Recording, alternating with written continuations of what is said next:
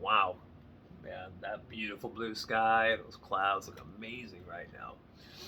The way the light's hitting the pine trees, the way the breeze is coming through, the way I can feel it with my energy field. It's the perfect morning. It really is. I hope the weather, the Saturday morning where you are is perfect. Um, it's going to get hot here, uh, for like a few days after today. So I'm really just soaking in just perfect morning. How are you guys doing? Welcome back to another video. In this video, actually, let me take this off. In this video, I want to talk to you guys about the auric energy field.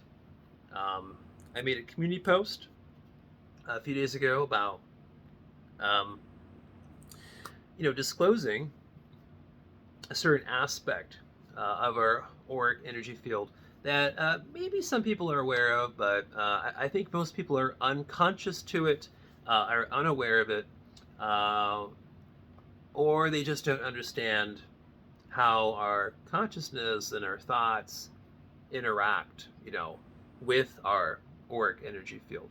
And also, let's not forget to mention how other people's energy fields, auric energy fields, enmesh and entangle and siphon energy off and all kinds of stuff going on just day to day, and how different people's fields are interacting. Remember, our auric energy field is many feet, not 2 inches. It's many feet around us, and so we are in a lot of situations every day where we are affecting other people's energy fields, or other people's energy fields are affecting our energy field. Okay, and then not to mention non-physical beings, entities that present and have their own energy fields, and getting entangled into all that stuff too. So it's just an ongoing thing, and that's the larger reality. That's the truth. Um, we've all been in a room, we're sitting down looking this way, and somebody walks into the room from behind us, right? And we just have this impulse or reaction to want to, like, turn around and see who the person is, right? So when that happens, it's your energy field sensing that other person's energy field in a particular fashion, in a way. Just because somebody reacts to somebody walking into a room doesn't make that person who's walking into the room special. It's just that we all, with different frequencies, we all are just connecting on different levels. Okay, um, so there's nothing special about it. It's just how it works. Okay, so in this video, uh, I want to first focus on what I want to disclose. And what I want to disclose to you about our auric energy field is that with our consciousness and our thoughts, we can morph and shapeshift the frequency on the edges, on the outer part of our um, auric energy field. We have that ability as consciousness if we understand and how that works, and that you can do it. And when you practice this stuff and apply this stuff, and you take notes, notepad, journal entry, whatever, audio recordings, and you track how what kind of reactions you get from other people when you try to do these different types of practices, you'll find that it works very well. Okay, it just takes some time. Uh, and so with the first example of frequency morphing, or frequency shapeshifting of your outer edges of your auric field, the first example I want to present to you is an example that's very common. A lot of people have energy vampires around them. They have certain people that drain the vital life force from your energy field. You might have that happening right now in this moment, or like today, or you might have it in the future. There's no way around it. So when you're in that kind of situation, you can use frequency morphing, or you can also call it frequency interference. Um, you can utilize the outer edges of your auric energy field uh, by uh, by visualizing a very sharp and jagged frequency that surrounds your auric field. And so it's something that you have to practice like 10 minutes a day, for like a week. Get real good at it.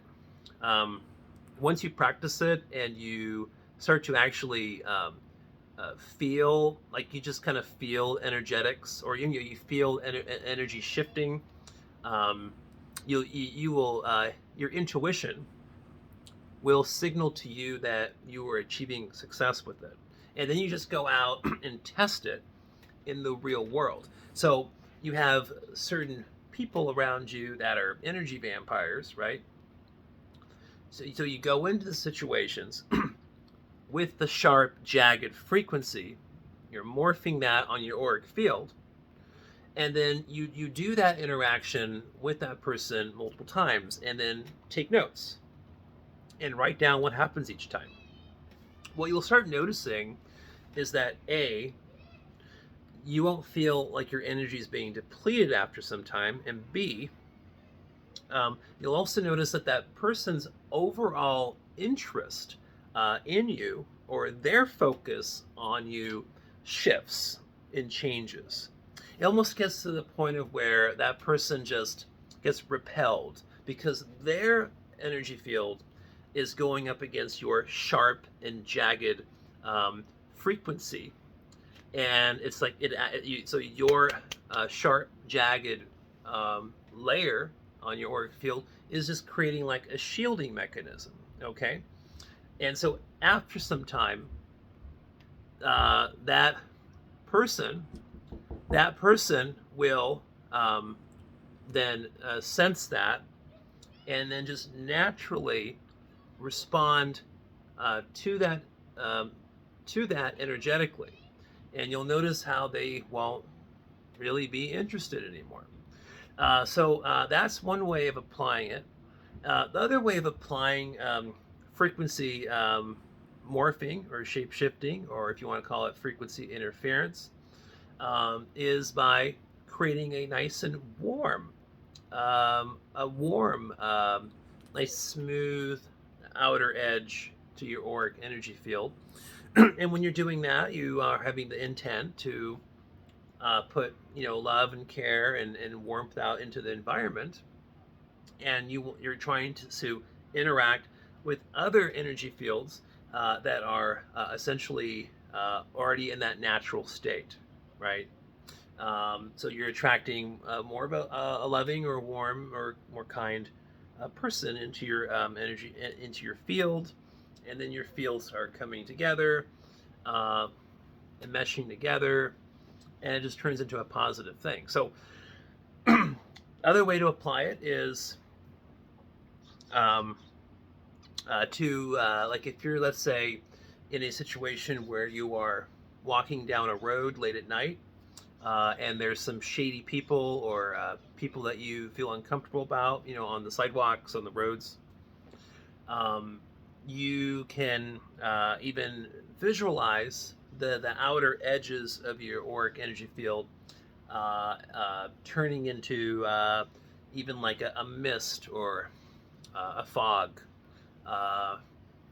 and or make it really dark, like really, really, really black. So like you're kind of blending into the darkness of the night, right? And so what you'll notice is that when you do something like that, the people that you feel uncomfortable about, that are, let's say, hanging around the parking lot, the sidewalk, the street, they'll just naturally not notice you as much as you pass through. So their own energy field won't make them enmesh or focus on you. So there's different ways to apply this stuff in different situations, different circumstances. But I think the most important one is what I described first, the first example.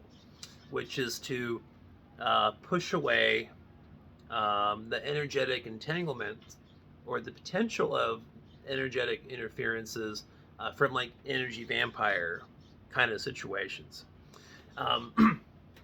If you feel like doing a sharp, jagged kind of frequency around your auric field to keep energy vampires away isn't the best thing for you to visualize, then you can still apply some other technique or some other kind of frequency that maybe you prefer.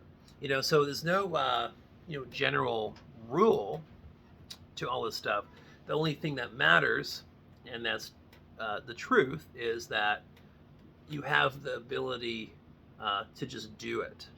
But if you don't try it, and if you don't build confidence with that ability and that skill, then you'll never really master it, right? So it's something where you have to put some effort into it, and also have some understanding and also believe in it. Okay, so the way to believe in it, in the truth of this, is to just try it. All right, you guys have a wonderful day. Talk to you soon.